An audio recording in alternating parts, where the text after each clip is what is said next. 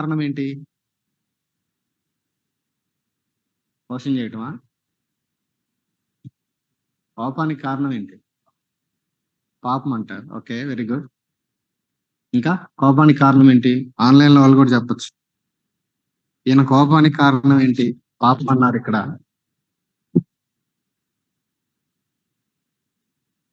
పెద్దవాడు కదా, క్వశ్చన్ చేశారు. రీతిలో పెద్దోడు అనుకుందాం. ఓకే, ఈయన ఏజ్ లో పెద్దోడు, ఈయనేమో కుర్రోడు, పిల్లగాడు. ఇంకా తప్పుని ఎత్తి చూపడంతో ఆయన కోపం వచ్చింది. అదే తప్పుని ఎత్తి చూపితే కోపం వచ్చింది. ఆ కోపం రావటానికి రీజన్ ఏంటి? గట్టిగా చెప్పు. ఏంటి? అర్థం కాల, ఏమన్నాడు? ఆహా, ఓకే, ఈయనకి చిన్నమ్మ, ఓకే, పిన్ అవుతుంది కాబట్టి. ఓకే, సరే, ఈయన వైపు నుంచి అడగట్లా, ఆయనకి ఎందుకు వచ్చింది కోపం అంటున్నా. యూజువల్ గా కోపం ఎప్పుడు వస్తుంది? సరే, మొట్టమొదట కోపం వచ్చిన ఒకసారి గుర్తు చేసుకుందాం. ఆదికాండం 4లో తమ్ముడిని చంపేశాడు. తమ్ముడిని చంపడానికి ముందే వీడికి పిచ్చి కోపం ఉంది. దేవుడు అతనితో మాట్లాడుతూ కయ్యంతో, నీకెందుకంత కోపం? ఎందుకు ముఖం చిన్నబుచ్చుకున్నావు? సత్క్రియ చెయ్యి, లేకపోతే వాకిట పాపము పొంచి ఉంటది, జాగ్రత్త అని దేవుడు ముందే వార్నింగ్ ఇచ్చాడు. అయినా సరే ఏం చేశాడు? తర్వాత వెళ్ళాడు, తమ్ముడిని చంపేశాడు, పాతి పెట్టాడు. సో ఇక్కడ ఈయన కోపానికి కారణం ఏంటంటే తనలో ఉన్నటువంటి అహంకారం, ఇగో అనేది చాలా చాలా డేంజర్. అహంకారం అనేది, అది ఇగో అనేది మనిషిని ఎంతవరకైనా తీసుకెళ్తుంది. వాడు ఎంత నష్టపోవడానికన్నా రెడీ అవుతాడు. నేను చెప్పింది వినాలంతే నువ్వు. నేను చెప్పింది కానీ నువ్వు వినలేదంటే, నేను చెప్పిన మాట ప్రకారం జరగలేదంటే, నిన్నగాక మొన్న వచ్చావు, నేను మీ నాన్న టైం నుంచి ఉన్నాను, మీ నాన్నకే సైన్యాధిపతిని నేను. నువ్వు వెనక పుట్టినోడివి, నా ముందు పుట్టి పెరిగినోడివి, నిన్ను రాజుని చేసింది నేను, ఇప్పుడు దాకా అన్ని నడిపించుకొట్టించింది నేను. నేనేదో ఒకటి చేయగానే నువ్వు నన్నే క్వశ్చన్ చేసి అంత పెద్దోడు అయిపోయావా? సో ఇక్కడ మనం నేర్చుకోవాల్సినటువంటి ఒక లెసన్ ఏంటంటే, మనందరికీ ఉండాల్సింది ఏంటి, ఉండకూడదు ఏంటి, రెండు ఉన్నాయి. ఉండాల్సింది ఏంటి అని అంటే టీచబుల్ స్పిరిట్ అనేది మనందరికీ ఉండాలి. ఇతరుల చేత బోధించబడటానికి, ఇతరులు ఏదైనా ఒకవేళ మనం తెలిసి చేసినా తెలియక చేసినా ఒక తప్పు మన ద్వారా జరిగినప్పుడు ఎవరైనా వచ్చి ఏంటిది అని అన్నప్పుడు, అది నిజంగా తప్పు అయినట్లయితే గనక దానిని సరి చేసుకునేటువంటి లేదా ఇతరుల చేత బోధని తీసుకునేటువంటి హృదయం ఉండాలి. నువ్వాడు నాకు చెప్పడానికి, ఇక్కడ అందరికి చెప్పేది నేను, అలాంటిది నువ్వు వచ్చి నాకు చెప్తావా అనేటువంటి వైఖరి గనక ఉంటే చాలా డ్యామేజ్ జరుగుద్ది ఆ జీవితానికి. అలాంటి వైఖరి ఉన్నటువంటి వాళ్ళ ద్వారా కేవలం వాడి ఒక్కడి జీవితానికే కాదు, అక్కడ చుట్టూ ఉన్న అందరికీ డ్యామేజ్ జరుగుతుంది. అహం అనేది చాలా చాలా డేంజర్, ప్రమాదం. సో మనందరము ఒక విషయం గుర్తుపెట్టుకోవాలి. ఒకవేళ నేనైనా మీరైనా ఎవరమైనా సరే ఒక పొరపాటు దొర్లినప్పుడు, ఆ పొరపాటుని ఎవరైనా, అందరికీ అర్థం కావాలి, ఎవరైనా గమనించి దానిని ఒంటరిగా ఇదిగో ఇది అని ఆ విషయాన్ని చెప్తే, అది తప్పు అయితే దానిని యథార్థంగా తీసుకొని సరి చేసుకోవడానికి పూనుకోవాలి. అలాంటి హృదయం లేకపోతే ఆ వ్యక్తి జీవితము, ఆ వ్యక్తి ఉన్న కుటుంబము, సంఘము డ్యామేజ్ అవుద్ది. ఈ రోజుల్లో ఎక్కువ డ్యామేజ్ దేని వల్ల జరుగుతుందంటే ఈ అహమే పనిచేస్తూ ఉంది. ఇది ఉండకూడదు. ఉండాల్సింది ఏమని చెప్పుకున్నాము? చెప్తే తీసుకునేటువంటి, అది సరి అయినది, వాక్యానుసారమైనది, సరి అయినది, నిజంగా జరిగినదైతే దానిని తీసుకొని ఆ ప్రకారము చేసుకొని వెళ్ళే వాళ్ళంగా ఉండాలి. టీచబుల్ స్పిరిట్ అనేది చాలా చాలా ఇంపార్టెంట్. సో ఉండాల్సింది టీచబుల్ స్పిరిట్, ఉండకూడదు ఇగో, అహము ఉండటానికి వీళ్ళే. ఈయనకి ఎంత కోపం వచ్చింది అని అంటే వెంటనే 8వ వచనంలో ఏమన్నాడో తెలుసా? నిన్ను దావీదు చేతికి అప్పగింపక నీ తండ్రి అయిన సౌలు ఇంటి వారికి అతని సహోదరులకు అతని స్నేహితులకు ఈవేళ ఉపకారం చేసిన నన్ను యూదా వారికి చేరిన కుక్కతో సమానునిగా ఈ దినమున ఒక స్త్రీని బట్టి నా మీద నేరం మోపుదువా? నన్ను ఒక కుక్కలాగా చేసేసావు యూదా వారికి. ఇన్ని రోజులు నీకు, మీ నాన్న ఇంటోళ్ళకి, నీ సహోదరులకి, సౌలు స్నేహితులకి అందరికి ప్రొటెక్షన్ ఎవరు? నేనేగా. ఇన్ని చేసుకుంటా వస్తే నన్ను సింపుల్ గా ఇట్లా అంటావు నువ్వు ఒక స్త్రీని బట్టి. నువ్వు పాత రోజుల్లో ఎన్ని చేస్తే నాకెందుకయ్యా? ఇప్పుడు చేసింది తప్పా కదా అది చెప్పు. అది కదా అక్కడ పాయింట్. చాలా సార్లు అప్పుడు అట్లా చేసాము, ఇప్పుడు ఎట్లా చేసాము, అప్పుడు అలాగా అన్ని అప్పుడు గురించి మాట్లాడుతాను. ఎందుకు మాట్లాడతాం? ఎందుకంటే ఇప్పుడు చెప్పుకునే ఏం లేవు. పాస్ట్ లో చేసాం, అది ప్రభు చూశారు, ప్రభు దానికి సంబంధించిన ప్రతిఫలం రెడీ చేశారు. అది ఆయన ఇస్తాడు ఆయన టైంలో, ఆయన దగ్గరికి వెళ్ళిపోయినప్పుడు. సో ప్రతిసారి అంటే పాస్ట్ గురించి మాట్లాడటం పాపము అని నేను అనట్లేదు, కానీ ఎల్లవేళలా పాస్ట్ గురించే మాట్లాడుతున్నాము, ప్రస్తుతం గురించి ఏమి లేదు అంటే మాత్రం అక్కడ మనం ఆగా ఆలోచించాలి. దాని అర్థం ఏంటంటే ప్రస్తుతంలో మనము ప్రభు కొరకు ఏ రకమైన వాటిని చేస్తున్నాము, చేయట్లేదేమో, అందుకే ఏం మాట్లాడలా. సరే కిందకి రండి. కాబట్టి వెంటనే ఇక్కడ సిచ్యువేషన్ అంతా ఎంత ఏమంటారు తలకిందులు అయిపోయింది. 9వ వచనంలో ఇతనికి ఏం తెలుసు? తెలివి తక్కువడేం కాదు ఈ అబ్నేరు. 9వ వచనం అందరు చూడండి. యెహోవా దావీదునకు ప్రమాణము చేసిన దానిని అతని పక్షమున నేను నెరవేర్చని ఎడల దేవుడు నాకు గొప్ప అపాయము కలుగజేయునుగాక. సౌలు ఇంటి వారి వశము కాకుండా రాజ్యమును తప్పించి దాను మొదలుకొని బేర్షెబా వరకు దావీదు సింహాసనమును ఇజ్రాయెల్ వారి మీదను యూదా వారి మీదను నేను స్థిరపరచెదను అనెను. కావున ఇష్బోషెతు అబ్నేరునకు భయపడి ఇక ఏ మాటయు పలకలేక పోయాను. ఏం తెలుసు ఈ యొక్క అబ్నేరుకి? వీడు వాక్యం తెలియనోడు కాదు. ఏం తెలుసు? దేవుడు దావీదుతో ప్రమాణం చేశాడు, అది తెలుసు. ఏం తెలుసు? సమూయేలు అభిషేకించాడు దావీదుని రాజుగా, అది తెలుసు. సౌలు చనిపోయాక నెక్స్ట్ కింగ్ అవ్వాల్సింది దావీదే, అది తెలుసు. దేవుని ప్రామిస్ తెలుసా? అర్థమవుతుందా? దేవుడి ప్రామిస్ తెలుసా ఇతనికి? తెలుసు. దేవుని పర్పస్ తెలుసా? తెలుసు. దేవుని ఉద్దేశం తెలుసు, దేవుని వాగ్దానం తెలుసు. కానీ ఇంతకాలం ఏం చేశాడు? తెలిసి కూడా కావాలని దానికి క్వైట్ ఆపోజిట్ గా, దానికి కంప్లీట్ గా వేరే ఏమంటారు వ్యతిరేకమైనటువంటి మార్గంలో ముందుకెళ్తా వచ్చాడు. ఇది ఇంకొక ఏరియా. మనలో చాలా మందికి వాక్యం తెలుసా? తెలుసు. దేవుని పద్ధతులు తెలుసా? తెలుసు. వాగ్దానాలు తెలుసా? తెలుసు. దేవుని ఉద్దేశాలు, పర్పస్ తెలుసా? తెలుసు. నువ్వు ఎన్నన్నా చెప్పాయా, నేను చేసేదే నేను చేస్తా. ఒరే బాబు, నువ్వు మారు మనసు పొందు, రక్షించబడు, బాప్తిజం తీసుకో, నా రాజ్యంలో ఉంటావు, నెమ్మదిగా ఉంటావు. నువ్వు ఎన్నన్నా చెప్పు, నాకు తెలుసులే, నేను చేసేదే నేను చేస్తా. ఒరే నువ్వు రక్షించబడ్డావు, విశ్వాసం అయ్యావు, నువ్వు విశ్వాసం అయ్యావు కాబట్టి నాకు తగినట్టుగా ఉండు, నువ్వు పరిశుద్ధంగా ఉండు, ఇట్లుండు అట్లుండు, సువార్త చేయాలి, నీ మాదిరిని కాపాడుకోవాలంటే అన్నీ నాకు తెలుసులే, కానీ నేను చేయాలనుకుంది నేను చేస్తా. ఈ అబ్నేరు తెలియని వ్యక్తి ఏమి కాదు. దేవుని ఉద్దేశాలు, ప్లాన్స్ తెలుసు. అన్ని పీత వస్తున్నాయి, ఇవన్నీ నాకు సడన్ గా వస్తున్నాయి ఆలోచన, తలంపులు. ప్లాన్స్ తెలుసు, పర్పసెస్ తెలుసు, అండ్ ప్రామిసెస్ కూడా తెలుసు. దేవుని ప్రణాళికలు ఎరుగుదును, దేవుని ఉద్దేశాలు ఎరుగుదును, దేవుని వాగ్దానాలను ఎరుగుదును. కానీ నేను చెయ్యాలనుకుందే నేను చేస్తాను. తెలియనోడు కాదు. ఎప్పుడైతే ఇప్పుడు తన యొక్క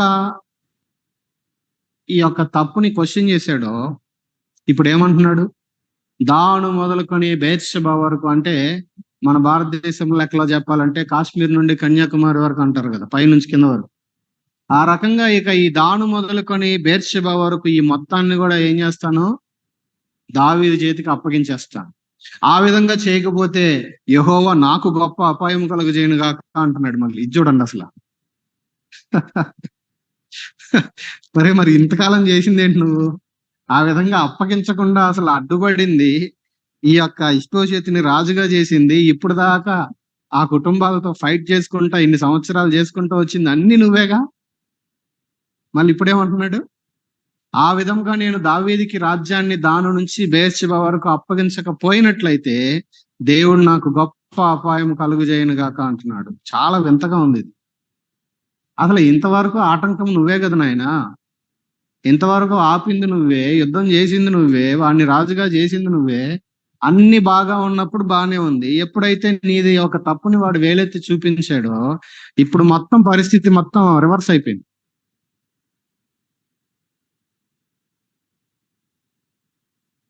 సో ఇది చాలా ప్రాముఖ్యమైనటువంటి లెసన్ అండి. మనము ఎప్పుడు కూడా మన యొక్క ఎమోషన్స్ ని చాలా జాగ్రత్తగా దేవుని సహాయముతో, దేవుని వాక్యము, మన మనస్సు ఎట్లాంటిది అని అంటే, అందుకే మనం రోమపత్రిక 12వ అధ్యాయం మొదటి 2 వచనాలు కలిసి ఉంటాయి. అక్కడ మనకు కనబడుతుంది, మీ మనస్సు మారి నూతన మగుట వలన రూపాంతరం పొందుడి అంటాడు. సో మన మనస్సు ఎప్పటికప్పుడు ఏమవుతుండాలి? రూపాంతరం పొందటం అనేది అది ఏదో ఒక వన్ టైం సింగిల్ ఒక్కసారి జరిగేటువంటి ప్రక్రియ, సింగిల్ వన్ టైం యాక్ట్ కాదు అది. ఇప్పుడు మనం వయసులు మనకి నడుస్తా ఉన్నాయి. కొంతమందికి 50, కొంతమందికి 40, కొంతమంది 30, కొంతమంది 20లో ఉన్న వాళ్ళు ఉన్నారు. సో వయసు గడుస్తున్న కొద్దీ బాడీలో చేంజెస్ వస్తున్నాయా? వస్తున్నాయా? నల్లింట్రుకలు తెల్లింట్రుకలు అవుతున్నాయా? కొంచెం బిగుతు పట్టు తగ్గుతుందా? రకరకాల చేంజెస్ ని గమనించగలుగుతున్నామా? శరీరంలో మనము ఆ యొక్క వయసు గడుస్తున్న కొలది ఎలాగైతే ఈ యొక్క బయలాజికల్ చేంజెస్ ని మనం చూస్తుంటామో, ఇది డే బై డే జరుగుతూ ఉంటది. కొన్నిసార్లు రెగ్యులర్ గా కలిసి ఉండే వాళ్ళని రెగ్యులర్ రోజు చూస్తుంటాం కాబట్టి తెలియదు. సడన్ గా ఒక నెలకో 2 నెలలకో ఎప్పుడైనా ఒకరిని కలిస్తే ఏంటి సన్నబడ్డావునో, ఏంటి అట్లా అయిపోయావునో సడన్ గా వాళ్ళు అడుగుతారు. రోజు చూసే వాళ్ళకి ఆ డిఫరెన్స్ తెలియదు. ఎందుకంటే వాడికి అంతకు ముందు 3 నెలల క్రితం చూసిన ముఖమే గుర్తుంటది, పర్సనాలిటీనే గుర్తుంటది. వీళ్ళు లావై ఉన్నా సరే వాళ్ళకి ఏదో ఇమేజ్ ఉంటది. ఇంటికి వెళ్ళంగానే ఏంటి నాన్న సిక్కిపోయావు అంటారు.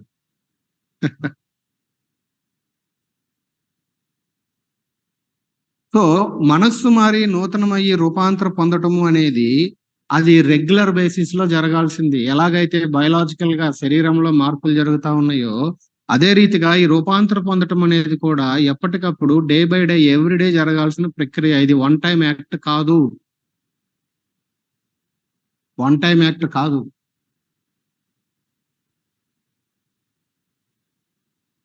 సో ఇప్పుడు ఒక కుక్కను ఊహించుకోండి. కుక్కని దాని మెడకు ఒక తాడు కట్టి బయటికి తీసుకెళ్తారు కదా టాయిలెట్ కి. ఒకడేమో కట్టి తీసుకుని వెళ్తారు, కొంతమంది ఏమో కుక్కకి మెడకి ఏమి కట్టకుండా తీసుకుని వెళ్తారు బయటికి, ఎందుకంటే అది చెప్తే మాట ఉంటది అన్నట్టుగా. ఇంకొంతమంది కట్టకుండా వీళ్ళ చేతిలో కర్ర పట్టుకుని వెళ్తారు, అది మాట వినకపోతే ఒకటి వేయటానికి. అంటే దానికి ఆ కర్ర అంటే భయం కాబట్టి ఆ కర్రతో దాన్ని కంట్రోల్ చేయాలని చేతిలో ఒక స్టిక్ పట్టుకుని వెళ్తారు. ఇప్పుడు తాడు లేదు, చేతిలో స్టిక్ లేదు, ఒక కుక్కను బయటికి తీసుకెళ్లారనుకో, అది మాట వింటదా? వింటదా? ఏందని అవుతారేంటి? వింటదా? దానికంటూ ఒక సపరేట్ బుద్ధి ఉంటది, కుక్క బుద్ధి. పందికి బురదను చూస్తే కలిగే బుద్ధిలాగా దీనికి చెత్తకొప్ప చూడంగానే దీనికి ఒక బుద్ధి ఉంటది. ఆ బుద్ధిని ఎంత ముద్దుగా తెచ్చి ఎన్ని సంవత్సరాలు పెంచుకున్నా దాని బుద్ధి దానికి ఉంటది, బై డిఫాల్ట్ ఉండే బుద్ధి అది. మనం ఎలాగైతే ఆదాం నుంచి సంక్రమించుకున్నటువంటి పాపపు బుద్ధి మనకి ఎలాగైతే ఉందో దానికంటూ దాని నేచర్ దానికి ఉంటది. సో ఇప్పుడు ఆ ఇమేజ్ ఎక్కడ ఉందో తెలియదు, ఇప్పుడు చూపించడం కష్టం వద్దు, కానీ నేను ఒక ఇమేజ్ చూశాను. ఒకడేమో కుక్కని ఓయ్ అటు వెళ్ళొద్దే అంటాడు. ఆ చెత్తకుప్ప పేరేంటి అని అంటే సాతాను యొక్క కుయుక్తులు లేదా సాతాను యొక్క అబద్ధాలు. నువ్వు వెళ్ళొద్దంటే ఈ కుక్క ఏమో వాడి మనస్సు అనమాట. నా మనస్సా నువ్వు అటువైపు పోవద్దంటే ప్రతిసారి ఆ కుప్ప దగ్గరికి వెళ్తావేంటి అని ఒకడు గొడవ చేస్తుంటాడు. రెండో వాడు ఇంకో కుక్కను పట్టుకెళ్తా ఉంటాడు, దాని మెడకు ఒక తాడు కట్టి ఉంటది, ఆ తాడు వీడి చేతిలో ఉంటది. ఆ తాడు పేరేంటి అంటే దేవుని వాక్యం. ఈ కుక్క ఏమో వాడి మనస్సు. కాబట్టి వీడు వాడి మనస్సుని దేంతో కంట్రోల్ చేస్తున్నాడు? ఆ తాడు పేరేంటి? దేవుని వాక్యం. అందుకే వాక్యము అనేది మనకు అందుకే వెరీ వెరీ ఇంపార్టెంట్. ఏ రోజుకి ఆ రోజు వాక్యం ఎందుకు కావాలి? ఎందుకంటే ఈ రోజు కూడా ఈ మనస్సుకి ఒక బుద్ధి ఉంది, ఆ బుద్ధి ప్రకారం అది పోతది. ఈ రోజు అది రూపాంతరం చెందాలి. ఈ రోజు అది సాతాను యొక్క లోక సంబంధమైన విషయాల వైపు పరిగెత్తకుండా ఉండాలి అంటే ఈ మనస్సుని నేను కంట్రోల్ చేయాలి. ఎట్లా కంట్రోల్ చేయాలంటే ఈ రోజు నేను దేవునితో కూర్చుంటే, వాక్యాన్ని చదివితే, ఈ వాక్యంతో నేను నా మనస్సుని కంట్రోల్ చేసేటువంటి అవకాశం ఉంది. లేకపోతే ఇది మాట ఉంటుందా? ప్లీజ్ అట్లా వెళ్ళొద్దు అంటాడు. దానికి ఏదో పేరు ఉంటదిగా. మా దగ్గర ఇంతకు ముందు టోపీ అని ఒక కుక్క ఉండేది, అది చచ్చిపోయింది లేండి, ఇప్పుడు వేరేది ఉంది. అటు వెళ్ళొద్దు అని దాని పేరు పెట్టి దాన్ని పిలిచి ఇంటే అది వింటదా? నువ్వు ఎన్నన్నా చెప్పు, నాకు చెత్త కుప్ప కనబడింది, నేను అర్జెంటుగా పరిగెత్తుకుంటూ అక్కడికి వెళ్ళిపోవాల్సిందే, కాబట్టి నేను ఏ రకంగా కూడా నేను మాట వినను అంటది. సో ఇప్పుడు ఇంతకీ అటెందుకు వెళ్ళాం? ఇంతకీ అర్థమవుతుందా? ఎప్పుడైతే ఈ యొక్క విషయము తెలిసిందో వెంటనే ఏమంటున్నాడు? దేవునికి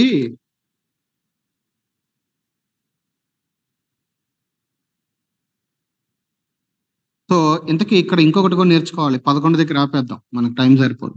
11లో ఈ రాజుగా ఉన్నటువంటి ఇష్బోషెతు ఏం చేశాడంటే ఇంతకీ ఏమనుంది అక్కడ? భయపడి. ఎవరెవరికి భయపడాలండి వాస్తవంగా? ఎవరెవరికి భయపడాలి? రాజుకి మిగతా వాళ్ళు భయపడాలి. కానీ ఇక్కడ పరిస్థితి ఎలాగుంది? జస్ట్ ఈ రాజు ఎలాంటి రాజు అని అంటే జస్ట్ ఒక పప్పెట్ అనమాట. ఈయన ఆడిస్తే ఆయన ఆడాలి అంతే తప్ప ఈయన ఏదైనా చెప్తే వినేటువంటి పరిస్థితి కానే కాదు. కాబట్టి భయపడి ఏమీ మాట్లాడలేదు. ఇప్పుడు ఇష్బోషెతు దగ్గర ఈయన చేసిన పని కరెక్టా? ఇది ప్రశ్న. ఆ విధముగా మాట్లాడకుండా నోరు మూసుకొని, భయపడి నోరు మూసుకొని మాట్లాడకుండా ఉండటము సరి అయినదేనా కాదా? చెప్పండి త్వరగా.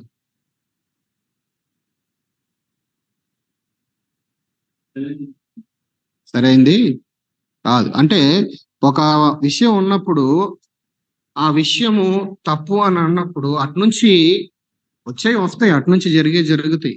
అంత మాత్రం చేత భయముతో నోరు మూసుకొని ఉండటం అనేది ఆ తప్పుని ఏం చేసినట్టు అవుతుంది? దాన్ని సమర్థించినట్లుగా అవుతుంది. మన పొలిటికల్ సినారియోలో మనకి ఇవే కనబడతాయి. వాడేదో చేస్తాడు పనికిమాల పని, ఎవడో సీక్రెట్ గా రికార్డ్ చేసి బయటకు వస్తే న్యూస్ లో కూడా క్లిప్లు వచ్చేస్తాయి. కానీ వాడిని కాపాడుకోవాలి కాబట్టి ఏం చేస్తారు వీళ్ళు? సైలెంట్ గా ఉండటం, లేకపోతే ఇంకో ఇష్యూని ఏదో బయటకు తీసుకుని వచ్చి టాపిక్ ని డీవియేట్ చేయటం లాంటివి చేస్తూ ఉంటారు. అంటే ఒక రకంగా విషయాన్ని సైలెన్స్ చేయటం. ఏం అర్థమవుతా ఉంది మనకు అక్కడ? ఏం అర్థమవుతుంది? సైలెన్స్ గా ఉండటం అంటే ఏంటది? అక్కడ ఉన్నటువంటి దానిని సపోర్ట్ చేయటం. అది ఏ రకంగా కూడా సరైనటువంటి మంచి పద్ధతి కాదు. దేవుడు దానిని ఒప్పుకోడు. దేవుడికి ఏమన్నా మొహమాటం ఉందా? యాకోబు 3:1 చదవండి ఒకసారి, మనం ముగించుకుందాం. యాకోబు రాసిన పత్రిక 3:1 కాదు, 2:1.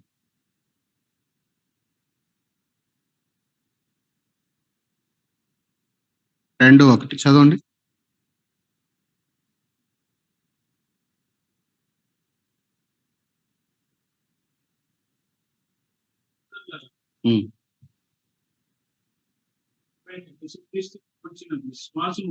విశ్వాస విషయంలో మొహమాటము గలవారై ఉండకుడి.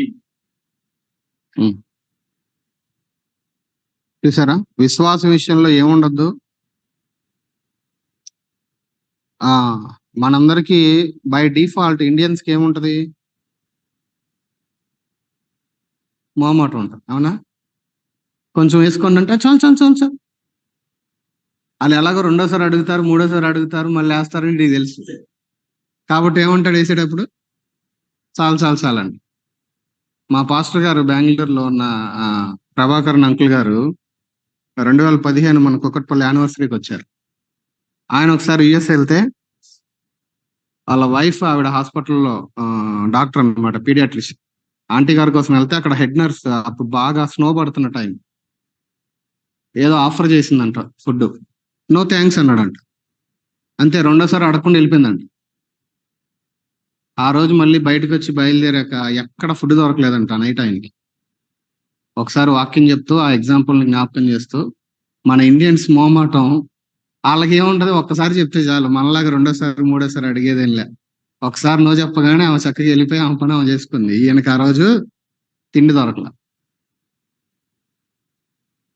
సరే, ఇప్పుడు తిండి గురించి కాదు, ఏంటి మనం చదివింది ఏంటింతకి?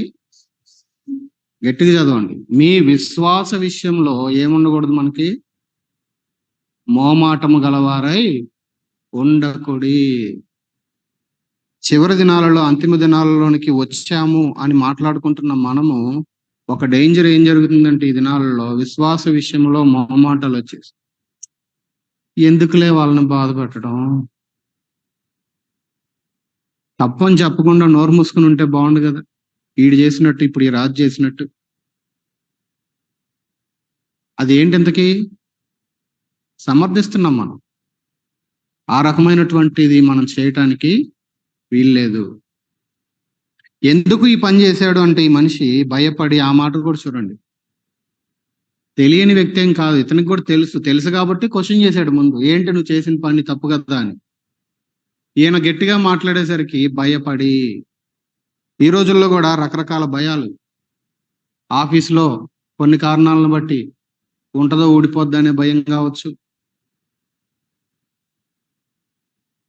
ఏదైనా ఒక మాట, ఏదైనా ఒకటి చెప్పాలి అని అంటే భయము, తీసుకుంటారో లేదో, రిలేషన్ పాడవద్దేమో, ఎందుకు వచ్చిన గొడవలే, ఇదెందుకులే అదెందుకులే అనేటువంటి రకరకాల పనికిమాలిన భయాలన్నీ వచ్చి మనము విశ్వాస విషయంలో రాజీ పడిపోయే పరిస్థితులకు వస్తా ఉన్నాం. మెల్లిగా మనం చాలా జాగ్రత్తగా ఉండాలి. మళ్ళీ చదవండి, ఏంటది? విశ్వాస విషయంలో మోమాటము గలవారై ఉండకుడి. విశ్వాస విషయంలో మోమాటము ఉండటానికి మనకెవ్వరికి వీల్లేదండి. ఇందాక నేను చెప్పిన ఆ ఇమేజ్ని డిస్ప్లే చేస్తాను చూడండి, దొరికింది. సో కనబడుతుందా? సో అక్కడ ఎన్నిసార్లు చెప్పాను నీకు, ఆ సాతాను యొక్క అబద్ధాల దగ్గరికి వెళ్ళమాక, ఆ చెత్తకుప్ప దగ్గరికి అని వీడు మొత్తుకుంటున్నాడు పక్కనోడు. ఆ అవతలోడి మైండ్ మాత్రం తిన్నగా దారిలో వెళ్తుంది. ఎలా కుదురుతుంది? ఆ మైండ్, ఆ మనస్సు అనే దానికి ఏం వేసి కట్టేశాడు? వర్డ్ ఆఫ్ గాడ్, దేవుని వాక్యము అనేటువంటి దానినేసి కట్టేసి తీసుకెళ్తుంటే అదేమో సరైనటువంటి దారిలో నడుస్తుంది. దేవుని వాక్యము ఏ మనసుకైతే కట్టలేదో అదేమో సాతాను యొక్క అబద్ధాల దగ్గరికి, ఆ చెత్తకుప్ప దగ్గరికే పరిగెడతా ఉంది. మనందరం కూడా అంతే. ఎప్పుడైతే మనం వాక్య విషయంలో నిర్లక్ష్యం చేస్తామో ఆ రోజు మన మనసు కూడా అట్లాగే ఆ చెత్తకుప్ప దగ్గరికే పరిగెట్టింది. దాంట్లో ఏమీ సందేహం ఏం లేదు. కాబట్టి అబ్నేర్ దగ్గర నుంచి, ఇష్బోషెత్ దగ్గర నుంచి ఈ పాఠాలు నేర్చుకుందాం. ఇంకా చాలా విషయాలు ఉన్నాయి, మనం ముందుకెళ్ళినప్పుడు ఇంకా కంటిన్యూ చేద్దాం. ఇక్కడ ఆపుదాం, రండి ప్రార్థన చేసుకుందాం. ప్రార్థన చేసుకుందాం. ప్రార్థన చేసుకుందాం. దేవుని వాక్యపు వెలుగులో ప్రార్థన చేసుకుందాం. తప్పు మన ముందుకు వచ్చినప్పుడు తప్పును తప్పుగా ఖండిస్తున్నామా? రకరకాల కారణాలు, రకరకాల భయాలను బట్టి విశ్వాస విషయంలో మోమాటం వచ్చి నోరులు తెరవని పరిస్థితుల్లో నోరులు మూసేసుకుంటున్నామా?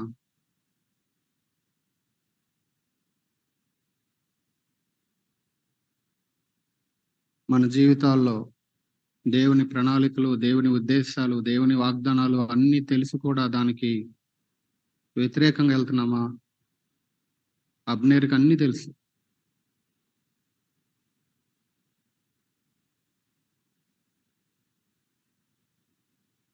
మన జీవితాల్లో అహం అనేది మనల్ని కంట్రోల్ చేస్తుందా? అబ్నేర్కి పిచ్చి కోపం వచ్చింది. మన పొరపాటుని ఇతరులు ఒకవేళ చెప్పినట్లయితే దాన్ని తీసుకొని సరి చేసుకునే టీచబుల్ స్పిరిట్ మన దగ్గర కనబడుతుందా?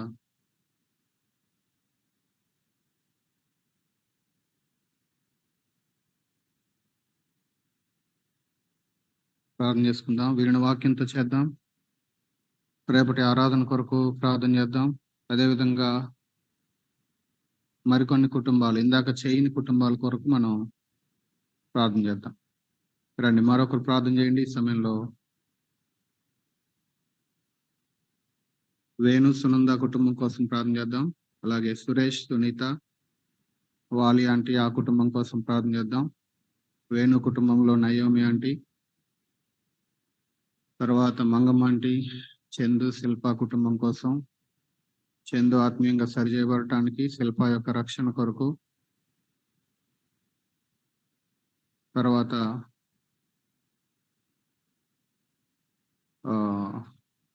వీళ్ళ కోసం చేయలేదు కదా ఇందాక,